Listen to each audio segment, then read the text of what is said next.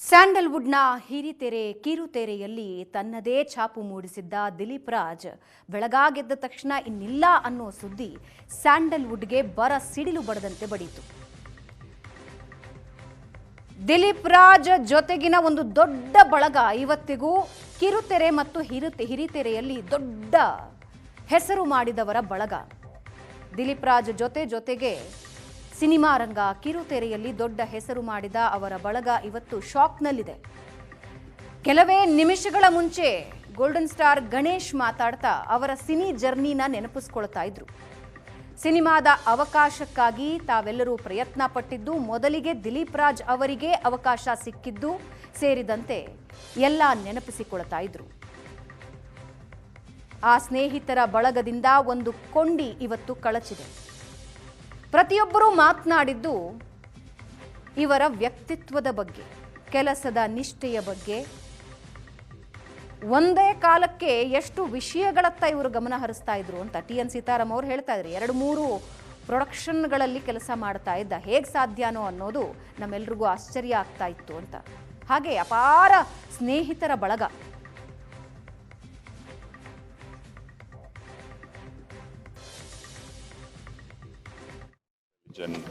Very good actor. ಇದೆಲ್ಲ ವಯಸ್ಸು ಹೋಗುವಂಥದ್ದು. ತುಂಬ ಸಾಧನೆ ಮಾಡ್ದ. ಅವನಿಗಿದು ಗುರಿ ಸ್ಪಷ್ಟವಾಗಿತ್ತು, ನಾನು ಇದು ಮಾಡಬೇಕು, ಹಿಂಗಿರಬೇಕು ಅಂತೆಲ್ಲ. ಒಂಚೂರು ಎಡವಿದ್ದು ಅಂದರೆ ಅವನು ಸಿನಿಮಾದಲ್ಲಿ ತುಂಬ ಮಿಂಚಬೇಕು, ಒಂದು ಹೀರೋ ಆಗಿ ಮೆರಿಬೇಕು ಅನ್ನೋ ಒಂದು ಆಸೆ ಇತ್ತು, ಪ್ರತಿಭೆ ಇತ್ತು. ಅದೊಂದು ಅವನು ಕೈಗೂಡಲಿಲ್ಲ. ಚಿತ್ರರಂಗ ಅವನ್ನ ಕೈ ಹಿಡಿಲೇ ಇಲ್ಲ. ಎಷ್ಟೋ ಪ್ರತಿಭಾವಂತರನ್ನು ಮೂಲೆ ಗುಂಪು ಮಾಡಿದ ಹಾಗೆ ಇವನನ್ನೂ ಮಾಡ್ತು. ಅದೊಂದು ಬಿಟ್ಟರೆ ಇನ್ನೆಲ್ಲವನ್ನ ಅವನು ಅಂದ್ಕೊಂಡಿದ್ದನ್ನೆಲ್ಲ ಸಾಧಿಸಿದ್ದ.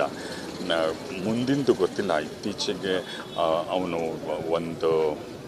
ಹತ್ರ ಮಾತಾಡ ಆಲ್ಮೋಸ್ಟ್ 6-7 ತಿಂಗಳಾಗೋಗಿತ್ತು. ನಾನು ಅಲ್ಲಿವರೆಗೂ ಹಿ ವಾಸ್ ತುಂಬಾ ಚೆನ್ನಾಗಿದ್ದ. ಫಿಸಿಕಲಿ ಭಾಳ ಫಿಟ್ಟಾಗಿದ್ದವನು.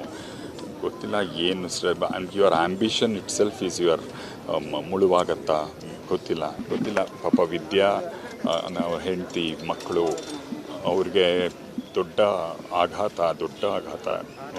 ಅದನ್ನು ಭರಿಸೋ ಶಕ್ತಿ ಅವ್ರಿಗೆ ಸಿಗಲಿ ಅಷ್ಟೇ. 4 ವರ್ಷ ಆಯಿತು ಜಮೀನು ತೊಗೊಂಡಿದ್ದು.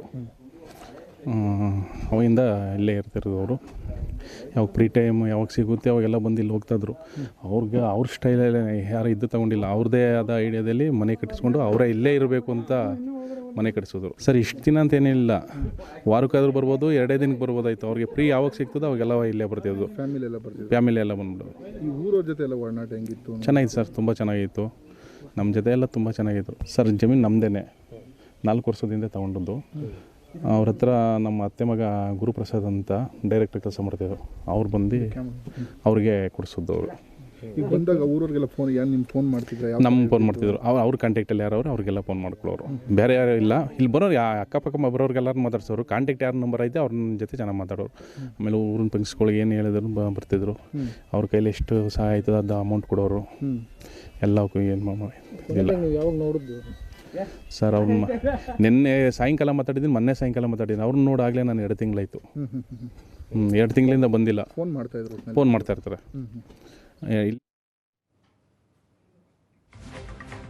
ಅಲ್ಲಿನ ಸ್ಥಳೀಯರು ದಿಲೀಪ್ ಅವರನ್ನ ನೆನಪಿಸಿಕೊಂಡಿದ್ದು ಹೀಗೆ. ಕುಟುಂಬಸ್ಥರಿಗೆ ಮಾತ್ರ ಅಲ್ಲ, ಸ್ನೇಹಿತರಿಗೂ ಅತಿ ದೊಡ್ಡ ಶಾಕ್. ನಿರಂತರ ಪಾದರಸದಂತೆ ಕೆಲಸ ಮಾಡ್ತಾ ಇದ್ದ ದಿಲೀಪ್ ಇನ್ನಿಲ್ಲ ಅನ್ನೋದನ್ನ ಹೇಗೆ ಅರಗಿಸ್ಕೊಳ್ಳೋದು ಅಂತ ಸ್ನೇಹಿತರು ಕೇಳ್ತಾ ಇದ್ದಾರೆ. ಸಿನಿ ರಂಗದಲ್ಲಿ ದೊಡ್ಡ ಹೆಸರು ಮಾಡಬೇಕು ಅಂತ ಕನಸು ಕಂಡಿದ್ದವರು ದಿಲೀಪ್ ರಾಜ್. ಕನ್ನಡ ಸಿನಿಮಾ ರಂಗದಲ್ಲಿ ಮಾತ್ರ ಅಲ್ಲ, ಕಿರುತೆರೆಯಲ್ಲೂ ಅಬ್ಬರಿಸಿದ್ರು. ಪ್ರೀತಿಗಾಗಿ ಮಾಂಗಲ್ಯ, ಕಂಬದ ಮನೆ, ಕುಂಕುಮ ಭಾಗ್ಯ, ಇತ್ತೀಚೆಗಿನ ಹಿಟ್ಲರ್ ಕಲ್ಯಾಣ.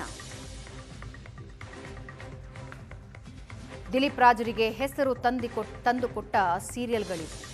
ಇದರ ಜೊತೆಗೆ ರಿಯಾಲಿಟಿ ಶೋನ ನಿರೂಪಕರಾಗಿದ್ದರು, ನಿರ್ಮಾಣದಲ್ಲಿ ತೊಡಗಿಕೊಂಡಿದ್ರು. ಸ್ನೇಹಿತರೇ ಹೇಳುವಂತೆ ನಿರ್ಮಾಣದಲ್ಲಿ ಯಶಸ್ಸು ಕಂಡಿದ್ರು. ಪಾರು, ಮಿಲನ, 7 o'clock, ಕ್ಷಣ, ಅಂಬಿ ನಿಂಗ್ ವಯಸ್ಸಾಯ್ತು, ಹಲವಾರು ಸಿನಿಮಾಗಳು.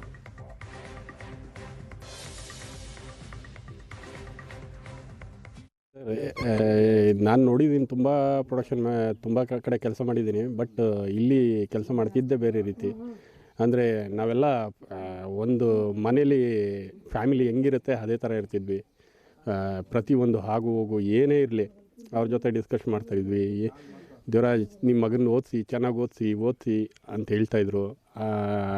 ತುಂಬ ಏನು ಬೇಕು ಅಂದರೂ ಹೆಲ್ಪ್ ಮಾಡ್ತಾಯಿದ್ರು. ಬಟ್ ಅದೇ ಕೆಲಸ ಅದೇ ಥರ ಮಾಡ್ತಾಯಿದ್ರು. ಕೆಲಸ ಪ್ಯಾಷನ್ ಅಂದರೆ ದಿಲೀಪ್ ಸರ್.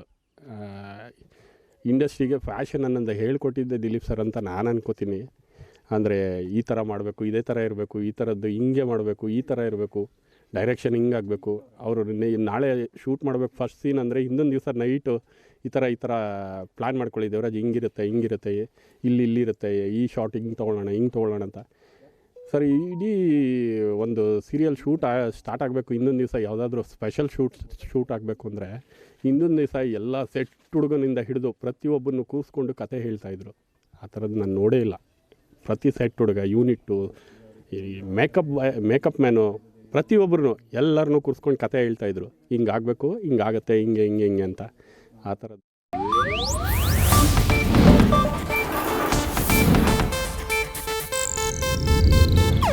ಇದು ಏಷ್ಯಾನೆಟ್ ನ್ಯೂಸ್ ನೆಟ್ವರ್ಕ್ ಪ್ರಸ್ತುತಿ.